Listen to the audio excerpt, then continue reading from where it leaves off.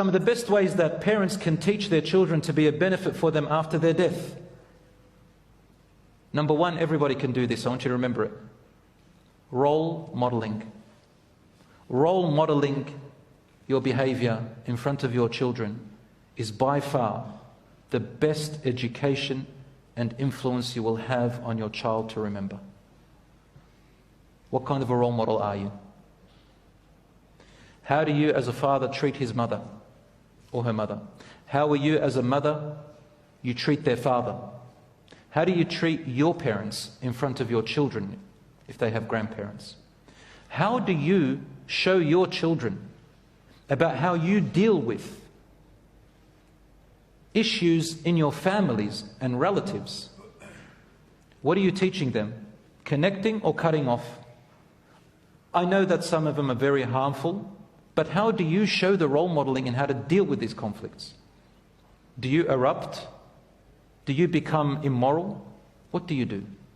How do you role model in front of your children, for example, the salat? I'll give you a little tip.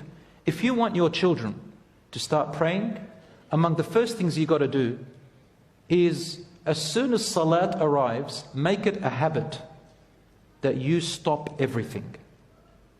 You stop everything. Whatever you're doing, you're on your phone, you're reciting Quran, whatever you're doing, make it a habit. Doesn't matter if it's 8 out of 10 times, because sometimes you can't. Stop it in front of your children and let them see that the majority of the time you stop as soon as the salat comes and you get up and make salat. If you're a father and you go to the masjid, or you pray at home, or you're a mother, or you're a brother, or you're a sister, it doesn't matter who you are. And I say pray prayers in the house if you've got children every now and then, and invite your children to pray with you. They will know that prayer is very important. That's one of the tactics. Another thing you can do is words of dhikr. Whenever you leave your house, enter your car, come back home, go to sleep, wake up, make sure your dhikr is said out loud if your children are still small. Say it loudly and encourage them to say it with you, such as when you get in the car. Subhanalladhi sakhara lana hadha wa ma kunna lahu, and your children continue. Muqrinin. Okay, wa inna ila rabbina, and they say lamunqalibun. Even if they say it wrong. When I first taught my little daughter, she was about 2 years old, she used to say babablibum. But it doesn't matter. That's beautiful. As they get older, you instill that. Why don't you make dua in the morning as you're taking them to school? Say, today we're going to make dua for special people. Who do you want to choose? So and so. Let's make dua. All these beautiful things, brothers and sisters, you're teaching them role modeling. Isn't that better than road rage? Isn't that better than, far out, it's all your fault, I told you to wake up and it's because you didn't wear your clothes and your uniform on time, God, you make me sick? That's what parents do. I hear them all, they're saying that. And they say, far out, you're always shouting at me every day. They get to school and we as teachers, we come and say, what's wrong, darling? What's going on? What's happened? It's a little kid, student. You okay? It's just my parents, just had a fight with my brother and sister. Make the morning, wake up a bit earlier and make it a little bit more time for this. Teaching them to say Bismillah before they eat. Everybody does that. If they continue to do that and teach their children, that's an ongoing legacy for you. Being involved in their interests and their activities. Ask, what are their activities? Don't put it down. Don't say, why are you wasting your time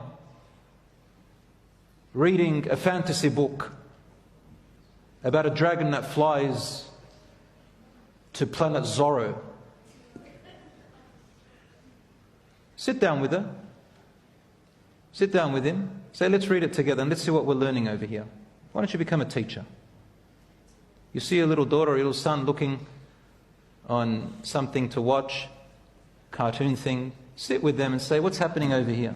And be a teacher for them as they watch it. It works. And you can guide them, inshallah. So be involved in their interests and watch how much connection you will have with them. So take that advantage to teach them morals, ethics, and so on. Righteous company. Take them with you to the mosque every now and then. Of course, if you know that they're going to run amok in the masjid and you know your child's like that, maybe bring them in times when you know there's going to be less harm. And as they get older, inshallah, bring them to the masjid. fathers, mothers, boys and girls.